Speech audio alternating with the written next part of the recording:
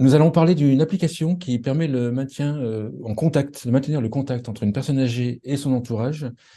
Une application qui s'appelle Feelink et nous allons échanger sur ce sujet avec sa fondatrice, Alban Chomette. Bonjour Alban. Eric. Peut-être vous présenter si vous le souhaitez, puis présenter brièvement l'application. Après, on va rentrer en détail sur le fonctionnement et quel est l'intérêt de cette application.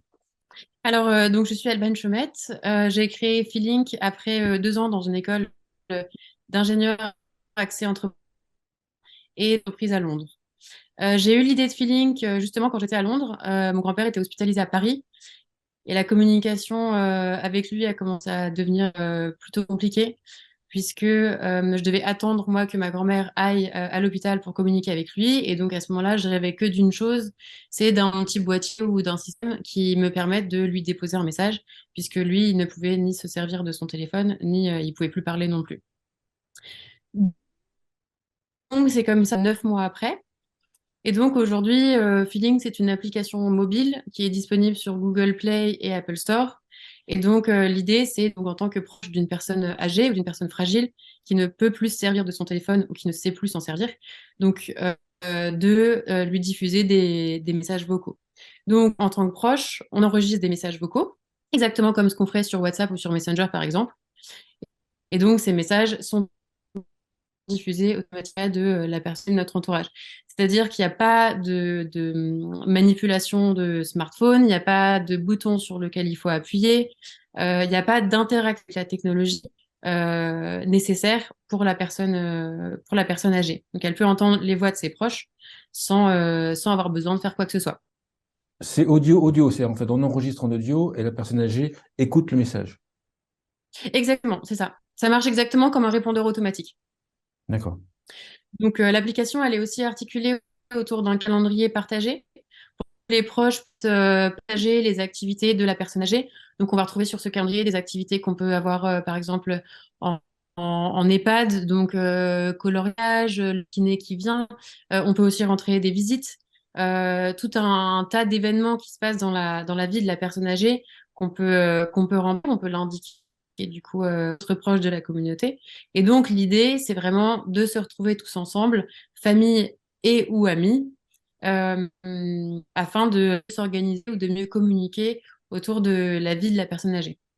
On va retrouver aussi sur l'application un mur de publication pour partager des informations, pour partager des nouvelles ou pour échanger. Et donc là, on pourra s'envoyer entre proches des photos, des nouvelles, des vidéos ou voilà. L'agenda et le mur de publication, il est vu par la personne âgée et l'entourage qui est connecté sur le même système. Alors c'est surtout pour les proches, puisqu'on se souvient que la personne, elle ne peut pas utiliser son téléphone.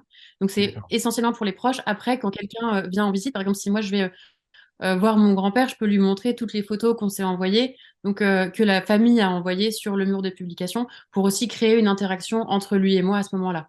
Ça gère la communauté, donc ça c'est pour la communauté, et après les messages, c'est pour envoyer des messages et garder un lien avec la personne âgée. Voilà, donc d'un côté, on va faciliter tout ce qui est l'organisation et la communication dans la communauté, donc autour de la personne fragile, et de l'autre côté, on va avoir vraiment une communication à sens unique, puisque la personne fragile ne peut pas répondre. Il n'y a que nous qui pouvons envoyer un message vocal.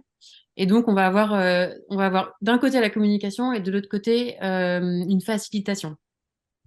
Tout à l'heure, vous avez dit, à mon avis, une chose qui est importante, c'est que c'est à la fois accessible à la fois les personnes âgées qui utilisent un smartphone et qui ne peuvent plus l'utiliser par une baisse de la santé, par exemple, ou de la praticité des doigts, par exemple, mais ça sert aussi aux personnes âgées qui n'ont jamais eu de mobile.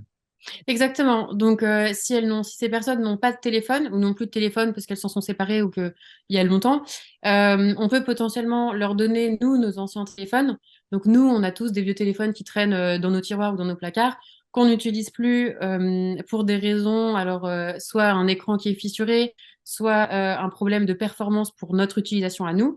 Mais c'est quelque chose qu'on va pouvoir recycler et donner à la personne âgée pour communiquer avec elle est adaptable à des smartphones qui n'ont pas des systèmes d'exploitation très récents. Et donc, on peut le télécharger sur des téléphones qui sont, enfin, qui il y a 4-5 ans. Comment est-ce qu'on en fait connaître une application comme ça? Enfin oui, comment est-ce qu'on fait connaître l'application et qui vous ciblez? Vous ciblez les aidants en fait. Alors aujourd'hui, je fais connaître la solution aux familles. Je vais trouver ces familles dans les EHPAD, dans les établissements dans lesquels je suis beaucoup en ce moment. Donc en fait, je fais beaucoup le tour des EHPAD pour rencontrer des personnes, rencontrer des directeurs d'établissement pour qu'ils puissent agir en tant que relais et informer les familles de résidents de l'existence de cette application. Je vais également faire des démonstrations dans les établissements, déposer des flyers. Donc c'est comme ça essentiellement que je fais connaître l'application aujourd'hui, avec évidemment une présence sur les différents réseaux sociaux, essentiellement Facebook et Instagram.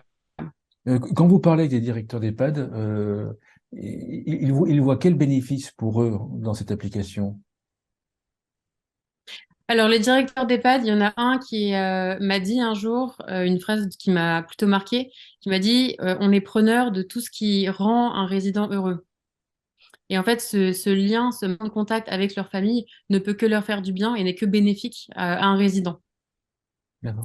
D'où l'aide des directeurs d'EHPAD, le fait qu'ils soient d'accord pour transmettre les informations et relayer, alors que c'est pas une solution qui est enfin, finalement dédiée à eux. Dans 3 4 ans, l'application pourra faire quoi dans votre imaginaire? Alors, dans 3 4 ans, j'aimerais que l'application, déjà qu'on puisse programmer des messages, puisque aujourd'hui, les messages qu'on envoie, ils sont diffusés automatiquement. Donc, dans 3 4 ans, on pourra programmer les messages, on pourra éventuellement passer des podcasts. C'est-à-dire que j'ai, par exemple, un grand-père qui est passionné d'étoiles, je lui fais passer un podcast sur l'astronomie, par exemple. Pareil, avec si j'arrive à faire passer de musique à quelqu'un qui est passionné de musique classique, je peux à distance faire passer 1 heure de Mozart. Ça serait fantastique. Est-ce que vous recherchez des partenaires? Et puis quel type de partenaires pour commercialiser, enfin faire connaître l'application? Alors, je recherche des types de partenaires qui travaillent dans toute la silver economy ou dans tout le secteur du bien vieillir. Je suis aussi notamment présente lors de salons du bien vieillir, de la silver economy, le Santexpo aussi, tous les événements sur ce thème-là qu'on va retrouver annuellement. Ensuite, pour les partenaires, je me rapproche aussi des gérontopoles, donc des établissements hospitaliers, des EHPAD. Il y a beaucoup, beaucoup d'associations qui se montent autour du bien vieillir. Donc, c'est des acteurs qui m'intéressent beaucoup. Une question que j'ai pas posée, c'est est-ce que dans l'avenir ou dès maintenant, la communauté pour l'instant, c'est plutôt la famille et les amis. Est-ce que plus tard, vous allez faire rentrer l'auxiliaire de vie, les infirmières, etc. Ouais, parce que ça permettrait que d'alimenter, de donner beaucoup plus d'informations, de partager plus. Après, le seul point avec ça, c'est qu'il ne doit pas y avoir. Enfin, je veux garder une application qui ne soit pas médicale, avec pas d'informations médicales. D'accord, qu'il soit plus, entre guillemets, Donc, fun, loisir, garder le lien humain plutôt que ce soit trop médical. exactement, que ce soit vraiment du bien-être et qu'on ne tombe pas dans le carnet de santé en ligne. Une conclusion à l'émission ou un point que vous voulez rajouter? Alors, donc l'application Feelink, elle sert à maintenir le contact entre les personnes âgées et leurs proches. Elle est disponible sur Apple Store et Google Play. N'hésitez pas à la télécharger. Super, merci Alban. Alban Chomet, je rappelle que c'est la fondatrice de Feeling. Merci beaucoup. Merci Frédéric.